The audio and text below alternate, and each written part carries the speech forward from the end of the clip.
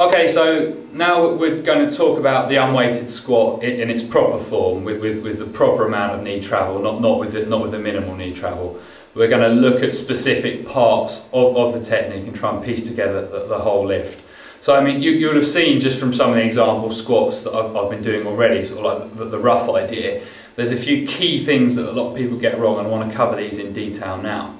The first one is knees out. The knees out cue. Now you've probably heard me saying knees out already in this video series. You would have noticed it in part 4 when I was doing the calf stretch and we were trying to keep the knee outside of the toes. And you would have heard me mention knees out when we did the sissy squats in part 5, where we pushed the knee slightly to the outside line of the feet when we moved there, both on the double leg and on the single leg. Now the knees out is something you'll see here in this squat. We're going to take a shot that's going to look at my shin and my knee moving relative to my foot. Probably just best explain one of the reasons why we do the knees out. With wide knees and with this kind of wide toe stance squat that we do, I see my toes here are about 30-degree angles, as opposed to kind of the straight style squat that you see some people do. One of the reasons we do this is because if you have had patella maltracking, you do want to minimise the amount of load that you place on the knees, and if you've got these kind of wide knees here like this wide base, it does spread the load a bit. It does take some of the strain off them. So it is good that we can work in this style. So we're gonna have a little take of this shot here, and hopefully be able to see my knee and shin moving out to the outside edge of my foot. Okay, so you'll be able to see at the moment that my knee is actually slightly outturned. My kneecap, if I do that kind of shark's fin thing again, you can see my kneecap is kind of pointed out in line with this slightly outturned foot. My kneecap is not in there like that.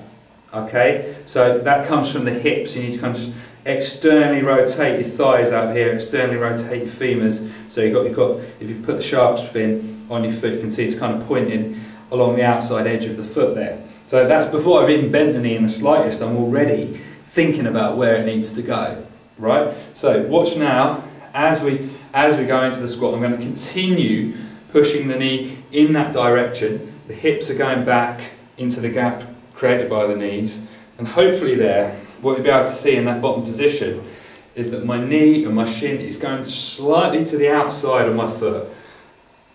It's going to this outside edge. What it's not doing is this. Can you see that? That's knee caving in. In fact, I'm going to demonstrate one now where I allow my knees to cave in. So watch this. I've not pointed them out, and I've come in here like this, and I'm pushing my knees in together. And can you just see how weak and twisted that looks in this position here? And it is essentially this movement imperfection that causes patella maltracking, hip problems, everything. It's so very wrong and so very weak, but it causes so many problems. So what you're going to have to learn is how to keep those knees tracking outside there like that. Okay, so the next technical issue we're going to look at with the unweighted squat is the pelvis position and how that interrelates with our lower backs. The way I'm going to teach you this is looking at which parts of our legs touch the platform that we're squatting down to. When I get people doing these kind of squats to work on strengthening up their knees, I always squat to a platform or a box, whatever you want to call it, because I think if you have suffered with knee conditions, you need a bit of a safety net. You need to know that when you're squatting down to something, if all of a sudden your knee just totally packs in, you can drop down onto that box instead of dropping down onto the floor, which would hurt a lot more. So that's one of the reasons why we use these boxes. The other reason is you can be accountable to how deep you're going each time. The third reason is that you can choose which part of the leg touches the box in order to ensure that you've got the proper pelvis position. If you've got the proper pelvis position, you've got the proper low back position, the right muscles in the legs are working, the whole rest of the back is in the right place. So let's have a look at that. Right, so the biggest distinction between squatting down to a box like this and sitting down in a chair is that a chair has a back to it. And when you sit down in a chair, you lean back like this. Because you lean back like that, you then rock your pelvis back and you sit on your seat bones like this. Okay? And so your back rounds over and your chest and shoulders come away from your feet. Now that's fine for sitting in a chair, but you won't be able to come up properly like that because your centre of gravity is out of whack. For a squat, you need to have your chest and shoulders forwards like this and the back at an angle so that you can drive the hips up like that. So always make sure you're keeping that angle forwards. And then here, because I've tilted the pelvis forwards, it's actually the hamstrings that touch the box, not the seat bones, not this bit here at the back of the pelvis, it's this bit here in the legs that touch like that. Whereas if you were to let those seat bones come down and touch, even if you did stay forward, can you see now that the lower back has rounded forwards, so you've lost that arch in the lumbar spine. You need to keep your natural curve in the spine here like this.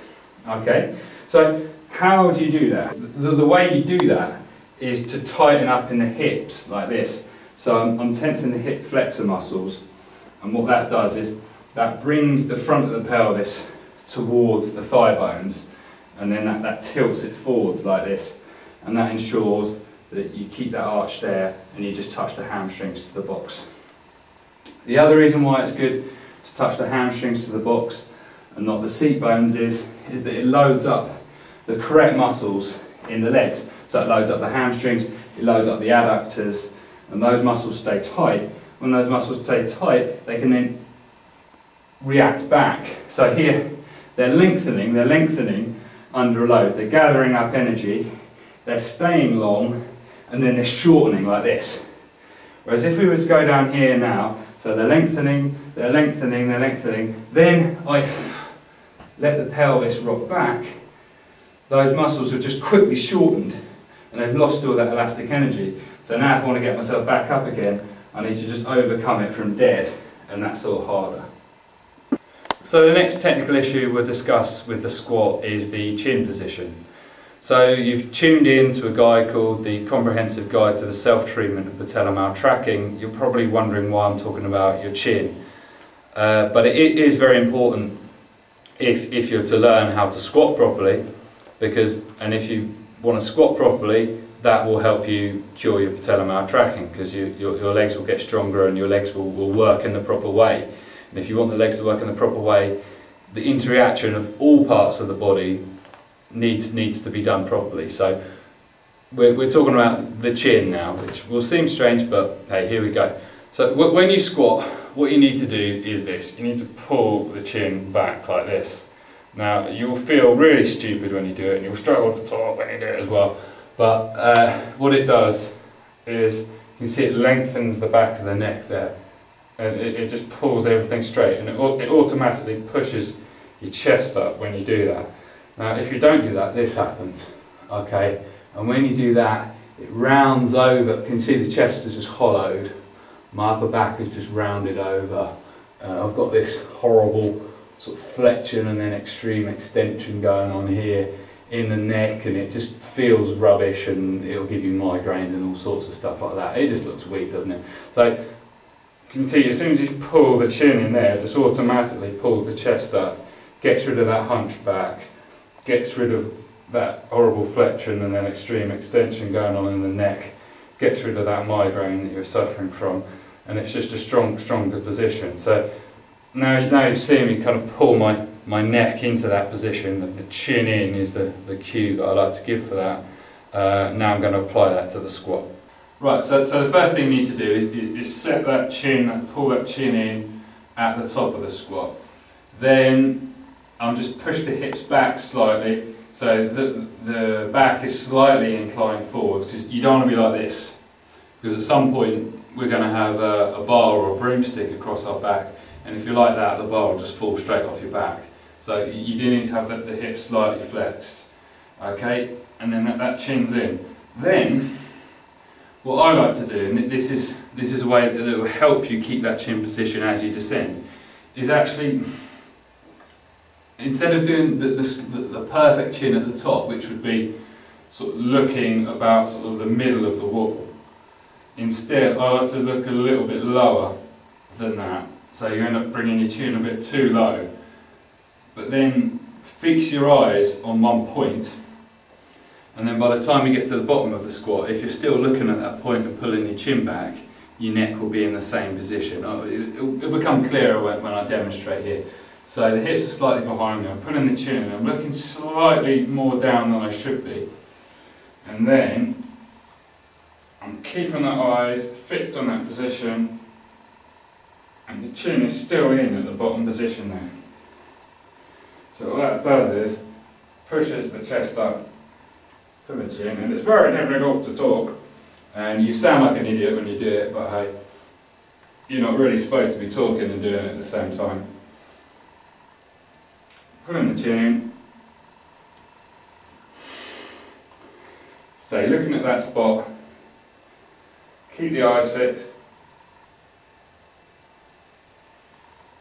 and there you go.